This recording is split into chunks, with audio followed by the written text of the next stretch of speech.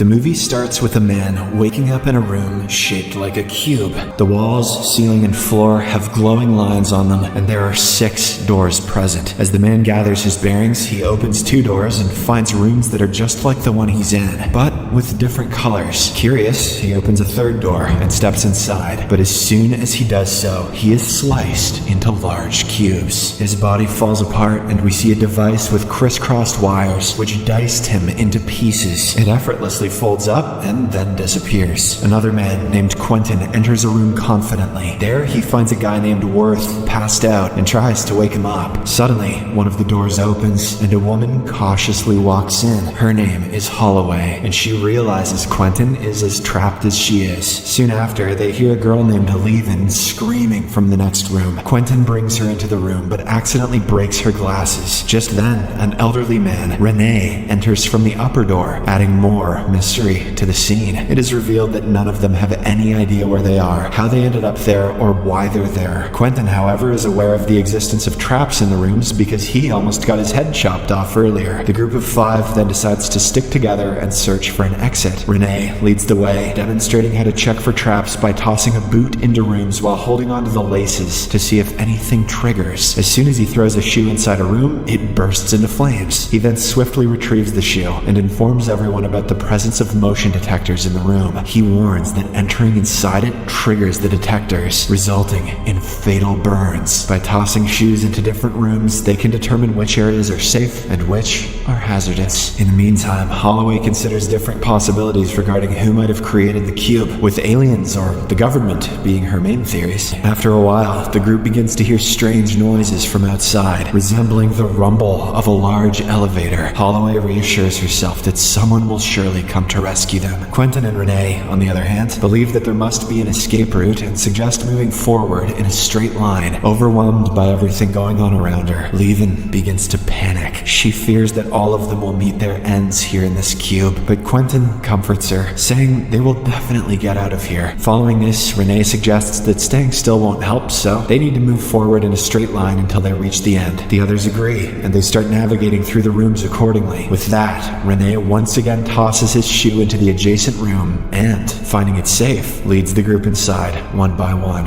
While they move, they come across a series of numbers displayed on the hatchways between each room. Seeing this, Holloway concludes that there must be thousands of rooms. She explains that they have no access to food or water, which means they can only survive for 3 days. In response, Rene suggests sucking on a button from his shirt to stimulate saliva production. Following his lead, everyone retrieves their buttons and begins sucking. As the hours pass by, the group continues the boot trick and moves forward. At one point, Rene throws another boot into a room and finds nothing alarming. However, he notices the dry air and concludes that the room probably has an electrochemical sensor. This sensor likely detects hydrogen sulfide emitted from the skin. Where would this group be without Rene? Quentin then becomes curious about Rene's expertise, prompting the old man to reveal that he's a French escape artist who has successfully fled from more than 7 major prisons. Shortly afterward, he jumps into a room that was tested with a boot, only to be sprayed in the face with acid. The others quickly pull him back, but it's too late. The acid corrodes Rene's face and head, leading to an agonizing death. In the aftermath of this incident, the group concludes that the room must have had an electrochemical sensor that their friend missed. So, they need to find a more effective way to test the rooms for traps. While moving forward,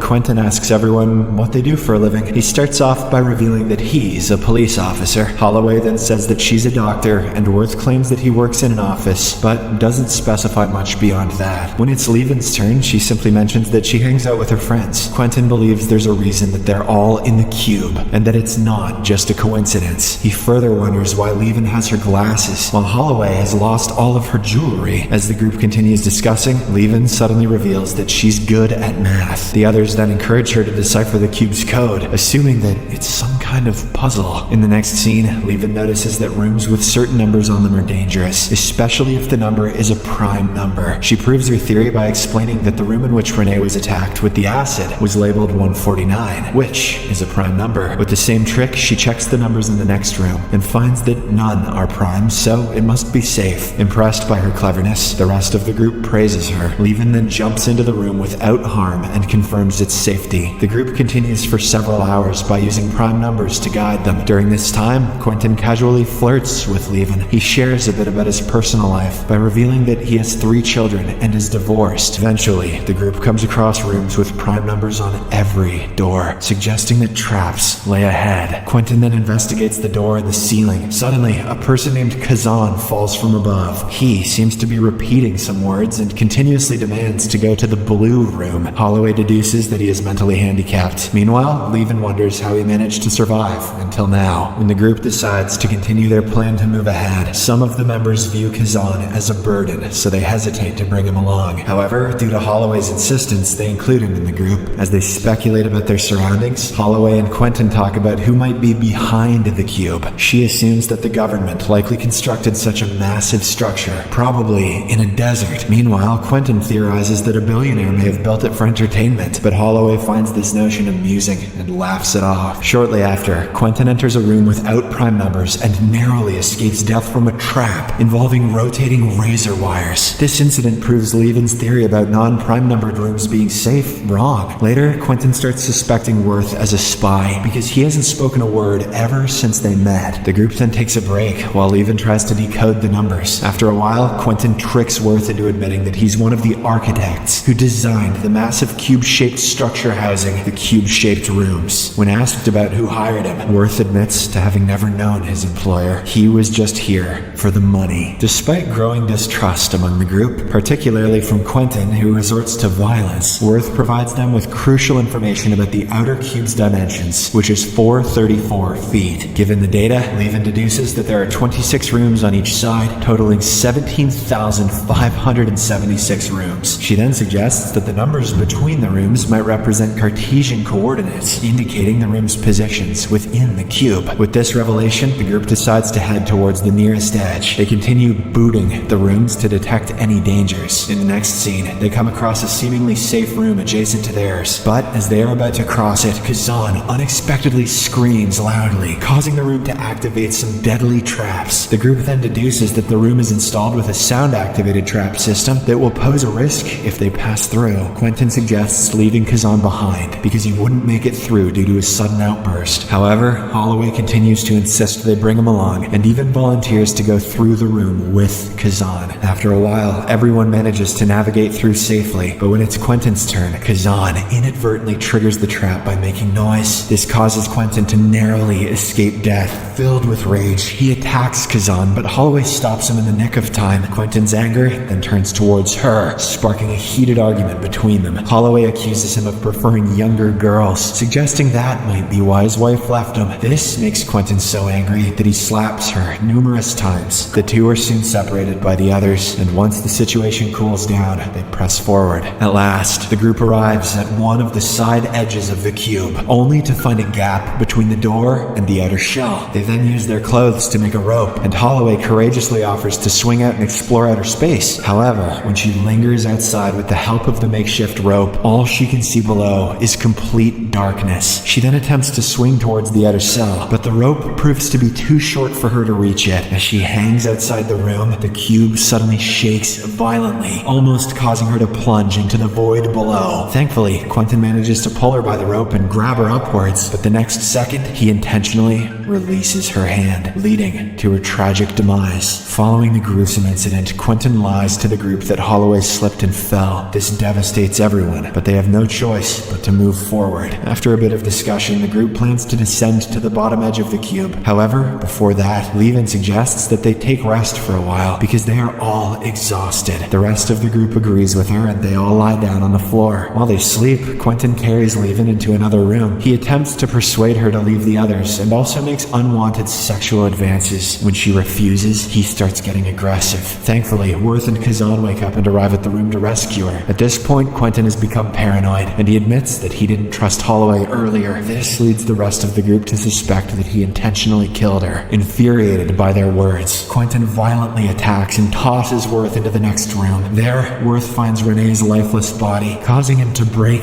into hysterical laughter. He realizes that they've only been circling back and forth all this time, but he also notices that the acid room where Renee died is no longer nearby. This makes the group realize that the rooms must be shifting. Levin also realizes that rooms with traps are marked with numbers that aren't just prime, but are prime powers, which are a larger set of prime numbers. She recalls that a room's coordinate number was 27, exceeding the expected 26, indicating that there's a bridge room leading to the exit. She starts calculating its position using surrounding numbers as reference points, and realizes that it will move twice before returning to its original position. As they ponder how to detect traps, she proposes examining all 9 numbers instead of just 3, and checking for prime factors to determine safety. She is now tasked with calculating the prime factorization of 3 3-digit numbers for each room they enter. Quentin urges her to calculate the factors quickly, but she explains that it's too complex without a computer. Thankfully, Kazan's true capabilities emerge just at the right time. He is revealed to be an autistic savant who can swiftly perform these calculations. He unexpectedly reveals the prime factors of 567, impressing everyone. They then continue verifying prime factors in the room, confirming it's safe based on his calculations. To check, Quentin throws a piece of debris across a room, which remains intact and ensures safety. With Kazan's assistance, the group navigates towards the exit safely. Worth then comes up with a plan to subdue Quentin, who has become increasingly paranoid. He manages to lure Quentin into a room below them and leaves him behind to face his fate. After this, the rest of the group moves forward and eventually arrives at the bridge room of the cube. Upon opening its door, they are greeted by a flood of bright lights pouring into the room. However, Worth decides he will not go outside, as he believes there's nothing for him in the world beyond the cube.